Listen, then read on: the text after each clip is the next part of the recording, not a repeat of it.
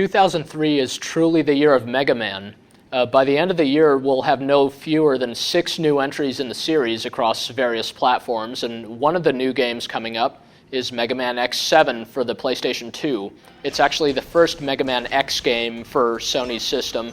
The Mega Man X series tends to have a slightly different, bit of a more serious kind of anime tone to it than the Mega Man series proper, which is a little more lighthearted and a little more comical, and Mega Man X7 is no exception. However, it does stay true to the roots of the series. It actually resembles the 2D side-scrollers quite a bit, even though its graphics are entirely in 3D. The game also introduces a new character, though you'll also get to play as Mega Man and his rival Zero, the Reploid with the kind of long blonde hair, who's armed with his trusty laser sword.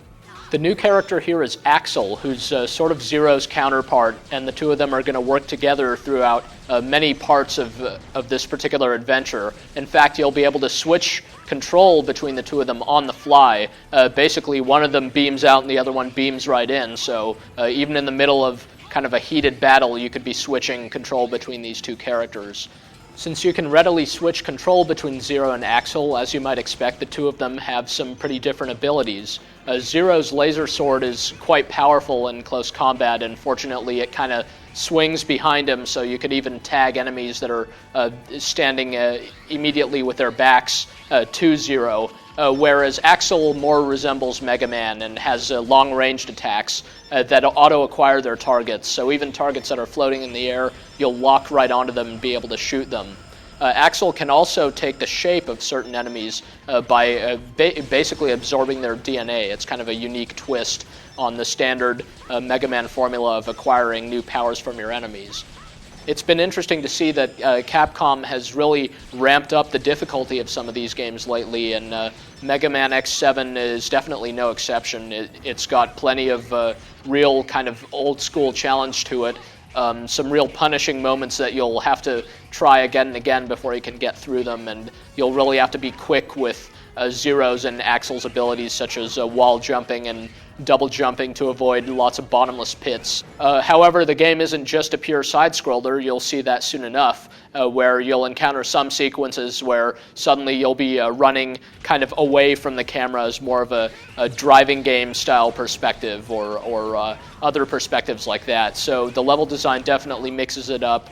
The game's got more of a darker tone to it than what you're probably used to from Mega Man, and but it still retains kind of the great look of the series while having more of an anime edge to it, and it's even got some pretty nicely done anime-style cutscenes in it.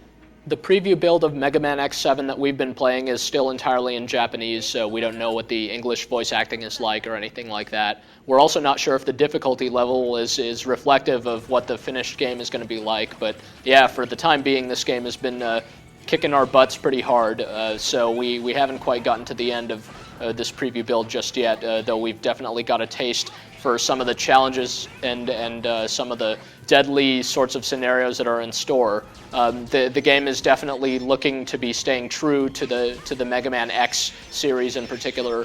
So Mega Man X7 looks to have the makings of a really solid Mega Man game at this point. We hope to see more of it soon, and hope that the English version shapes up well and all that. Considering how many games like this Capcom has cranked out over the years, this being the 15th anniversary of the Mega Man series, it's impressive that the company is able to vary up the formula even still after all these years. So hopefully Mega Man X7 will carry on the proud tradition of the Blue Bomber and give us another fine chapter in this series.